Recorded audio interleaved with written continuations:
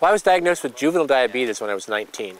I went along for many years, back at a time when diabetes management was not as technical and streamlined as it is now. So you could be going steadily downhill, which I was back at the time, and not even know it. I had developed a couple of complications. I had detached retinas in my eyes, and I had bone degeneration, which I didn't know about till I was walking on a nice, easy shoreline up in the Sierras around a lake, and my left leg just kind of exploded. I would go to work and just look forward to getting out there and lamenting the things I couldn't do anymore, and decided one day just to get out and try a flat, kind of hard-packed surface where I could look at birds and things. And when I got out there, I realized that if I was pushing, and I kept pushing, the chair kept moving. And so I just went out and kind of went as far as I felt I could, and I didn't get very tired. It was flat, it was hard-packed surface, and I was able to keep going.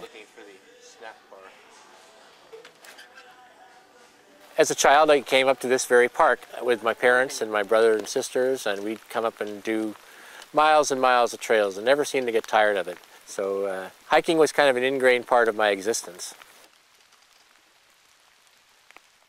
White Mountain Peak, 14,246 feet. After 4 failed tries the previous couple of years, and all getting turned around by altitude sickness, I decided to take a little more time getting used to the altitude, and it paid off. It was the most amazing moment. Finally summit after 26 switchbacks and only I think 1.75 miles, and we did it in 11 hours. That's how tough this hill was. So it's a day hike for an able-bodied hiker. It took me 3 days. I think White Mountain, trail-wise, was probably a harder one than Kilimanjaro will be. The altitude will be the thing to overcome. We're hoping to do it as a benefit for the Wheelchair Foundation in Danville.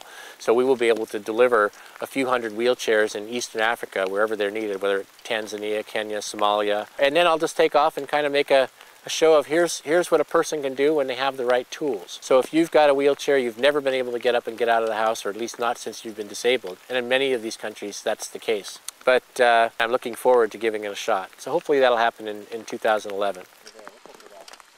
Howdy. Back to the farm, huh? You made it this far.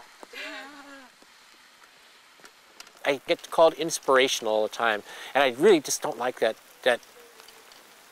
label there. If you're motivated by what I do, that's awesome. If I inspire you, let's hope I inspire you to get off the couch and leave the brownies somewhere else and just get out and take care of your own self. I mean, everybody has a story to write. Everybody has their own story to write, and you shouldn't need me to inspire you to do it. But if you do, if you get it that way, that's a good thing.